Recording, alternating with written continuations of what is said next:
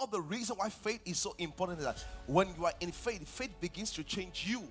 People think of the results that faith will bring, but the truth is that faith begins to change you as a person. What does faith do? Faith makes giants out of normal people. I hope you know who Noah was. What was this normal guy? But faith turned Noah from this normal guy to this unusual guy.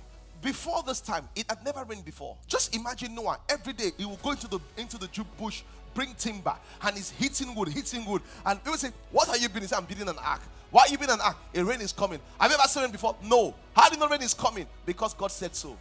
Before this time, the Bible says it had never rained. He himself had never even seen what rain looked like.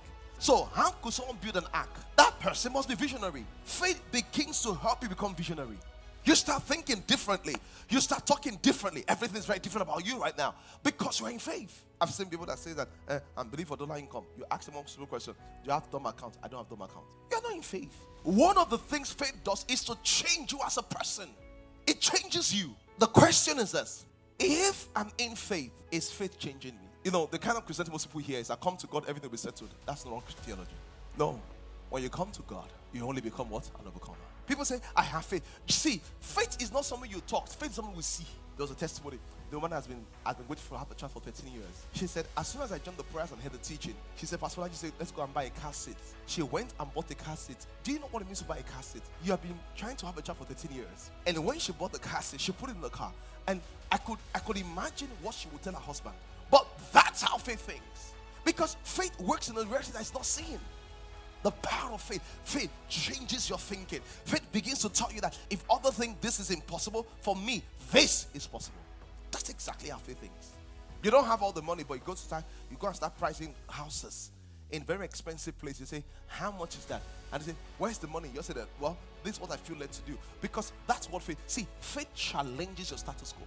If you're trying to make a business decision and you're waiting for 100% confirmation, just know that by the time you start, it's too late. Sometimes what you have to do is to have enough faith. When you have gathered faith and say, I take the first step, and you see clearly. Many of you don't realize that faith is a fight. You think that I'm just going to sit down and say, what is it? I'm just tired. No, sir. Faith is a fight. See, when you have the fight of faith, you must know that punches will come at you. How many of you watch football here? When is it a good match? It's a good match when your team won. Yes or no? The reason why the Bible calls it a good fight of faith is because what? You win. Someone says, how can it be a good fight? Because God sees the end from the beginning. He's looked into the fight and said, hey boy, you won. But although he has seen you have won, you still have to what? Fight. So guess what? He comes for you. Then he attacks your relationship. Gives you one boyfriend that just breaks your heart.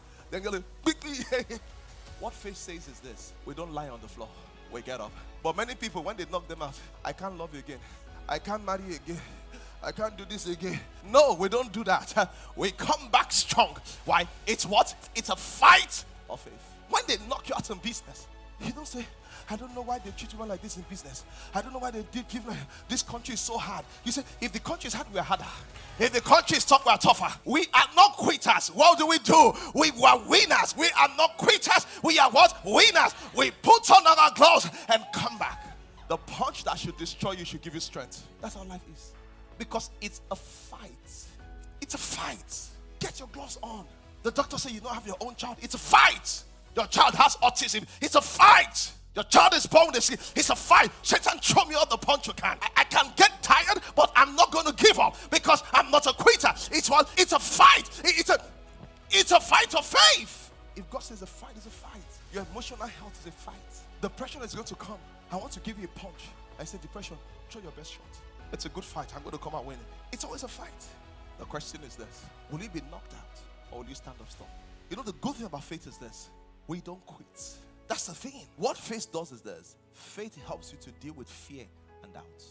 See, faith improves you. It improves your confidence as a person. You know what I've noticed? A lot of people that do well are very confident even when they were not doing what they will do well. Have you noticed that? That's where faith comes in.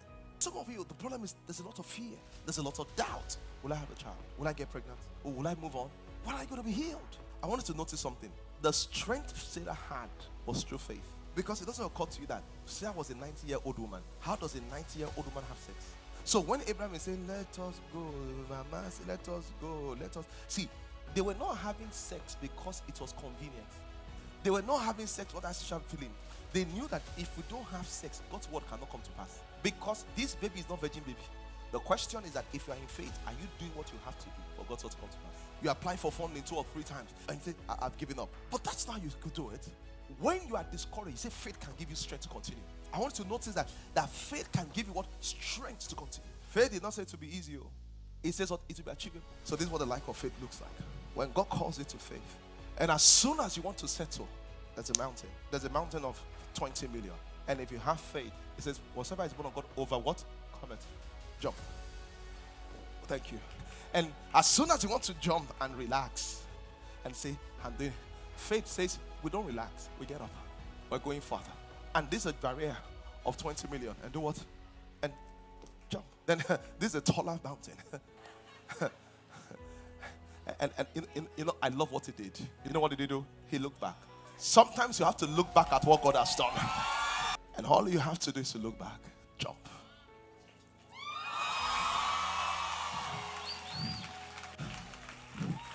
You know what God is telling someone today? I know that things are tough, but it's time for you to jump. I understand what the doctor said about your ovaries, but it's time for you to jump. I understand that you are single and not married yet, and you are almost giving up, but it's time for you to jump. God is telling all the business people, he said, don't sit down yet. Don't sit down yet. This is not the time to settle. This is the time to what? Jump. Somebody say, I will jump. I'm going to stop blaming Nigeria, dollar, naira, whatever it is. I will jump.